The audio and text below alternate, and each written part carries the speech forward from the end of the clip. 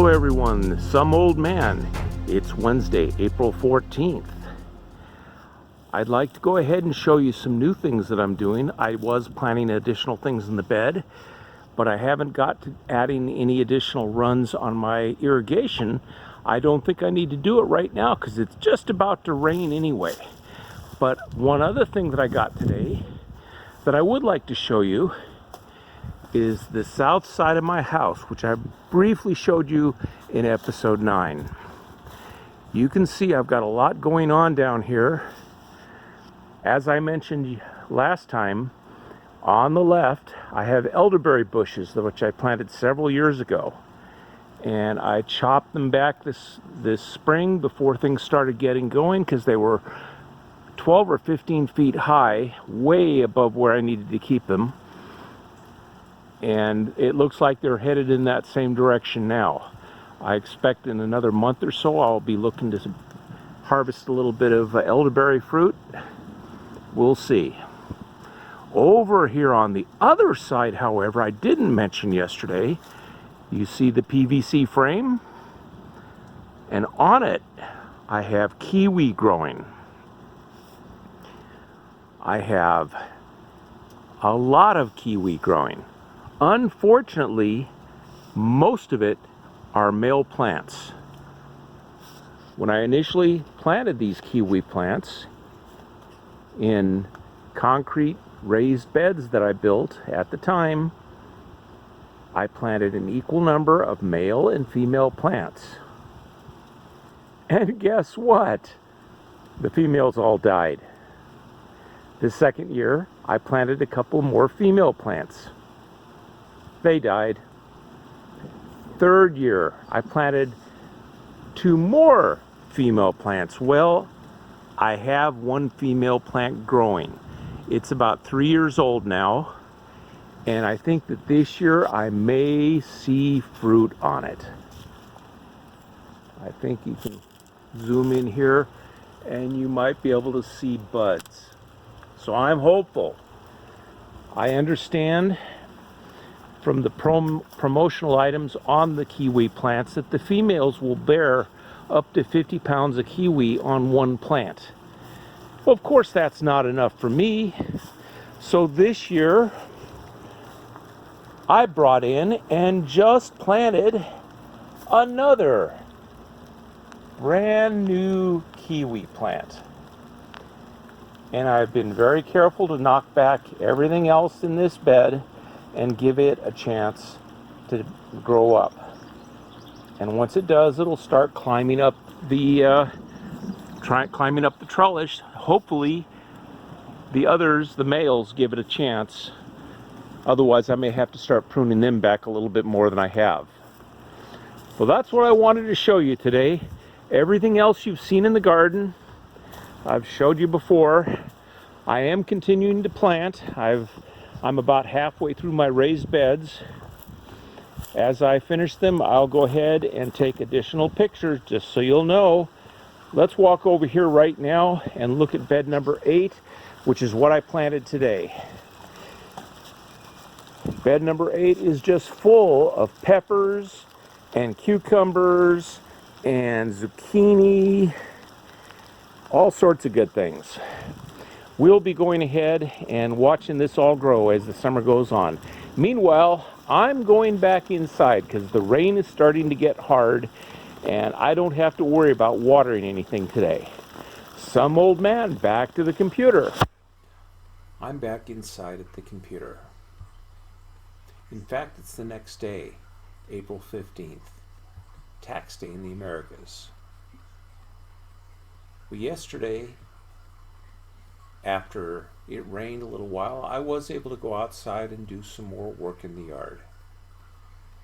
This morning, up until a little after lunchtime, it was also fairly nice, if overcast, and I was able to do additional work, including planting the entire bed number 3, as well as putting my irrigation lines in bed number 1 and bed number 5, in addition to bed number 8.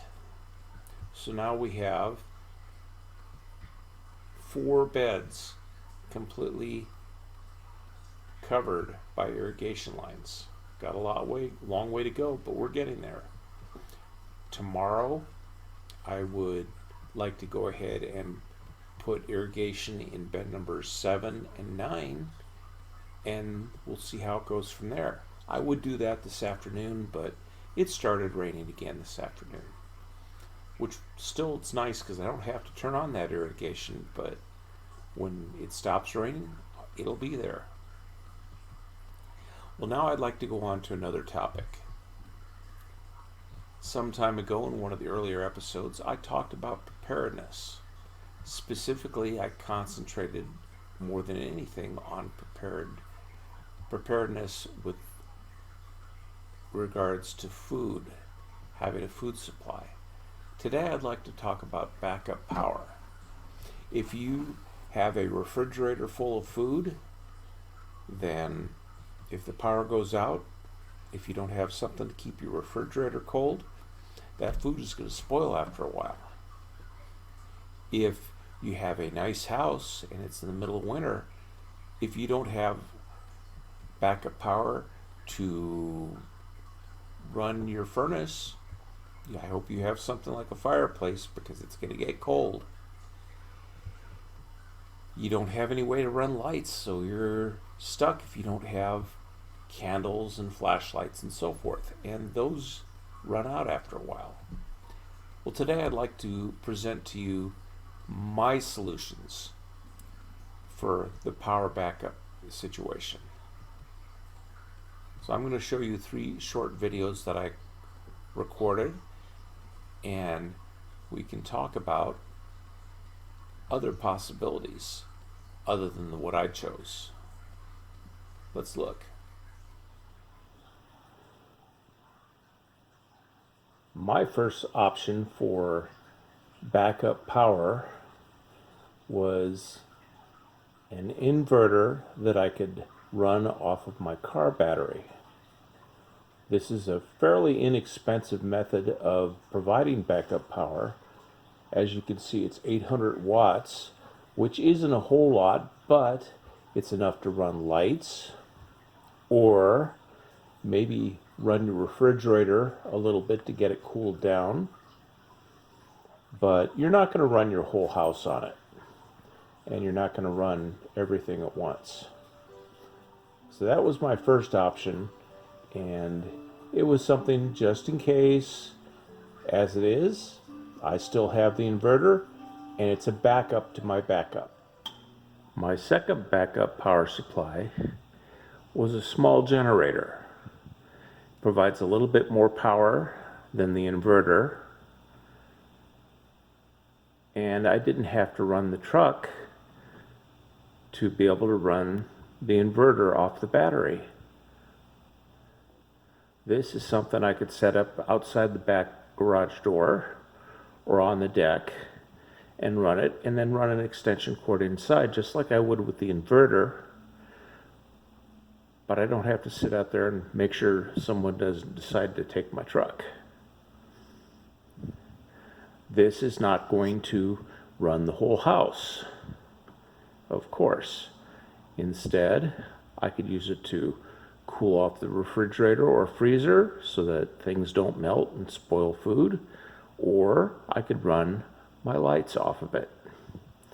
As it is, it's my backup power supply. As funds in some old man's household became a little bit more available, we were actually able to invest in a real backup power system. This is the Telsa Powerwall, which is just one unit of our solar power grid-tied backup system.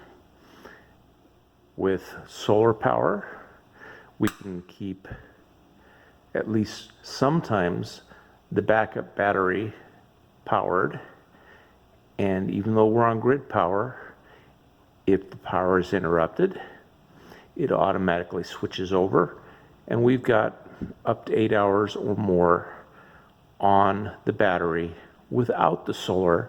The solar just helps it along. This doesn't help much in the wintertime, but in the summer it's a godsend. We're not paying for anything beyond the payments on the backup battery and the solar. That is a little bit expensive, but we're getting to the point that we can actually afford it, and now I don't really have to worry about backup power. I still have the generator and the inverter as backups to the backup. And of course, the Telsa wall by itself is kind of useless. It's possible for the grid to charge it, but the point is, if the grid goes down, we have to have something else to put energy into it. Our solution was solar panels. We have 25 panels on top of our house, which will charge the battery in about 3 hours from dead. Of course, it won't last that long if the grid is down and we can't put the entire day's generation in the battery, but it will get us started. Installing solar on a brand new house isn't a big deal, but retrofitting a 20-year-old house takes a little bit of doing. They ended up adding not one, not two, not three, but 5 external panels to allow all this stuff to switch and work. This is just one side of the house. There's another panel over on the other side. As you can see, I started out with the minimum and then just upgraded and upgraded until I am fairly close to where I want to be now. You don't have to choose that same path or the same equipment. The reason I did it the way I did was financial. But if you can afford a better than minimal system, then you might as well just go there. Having that other system, is the smaller equipment, is nice, but you don't really need it if you've got the bigger equipment. It's just a backup to your backup. Other things than solar power backups, you might consider a whole house generator or a large portable, which will automatically kick in if the power from the grid fails. That would be equivalent to what I have with solar. It provides you with a method of keeping the power going with minimal interruption. And that's ideal. Now, we've had, since the solar power has been installed last year, we've had a number of short power down situations. Nothing critical. It's just, some contractor or drunk driver or something, or blowing branch caused a short disruption in the grid power. The battery backup kicked right in every time, and everything was fine. If you have something similar, you will have the same advantage. As it is, I'm fairly satisfied with what I've got. I'm sure that if the power goes out in the winter, I will have electricity at least part of the day. Admittedly, in the wintertime, when it rains, the solar panels are not generating power enough to completely satisfy the household needs. However, they do put out enough power, even if it rains, to run some things for a while. I can run the refrigerator or freezer off of just a few kilowatt hours, and it will generate that much. It won't run it all day, but your freezer or refrigerator will last for a day or two without even running, if you're not too worried about staying really cold. In the summertime, it's just the opposite. I've got all sorts of power being generated. I can't store it all in my battery. So if the grid was down, I would go ahead and take those high power times to do things like run my laundry, or run the oven, which is electric, or anything else that's high usage, and I don't want to have to be taking it off the battery, because the battery by itself is only good for maybe 8 hours. And as much as I would like to put a second one in, they are very expensive. So I'm going to hold off on that.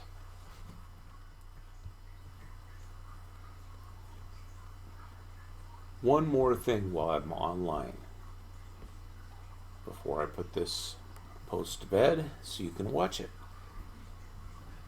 I'm so proud of being an old man, some old man. But I even wore it and got myself a t-shirt. Just to say, that's me. We'll see you again in a couple days. I'll continue to record what's going on in the yard and come up with other topics for you to listen to. Some old man, signing off.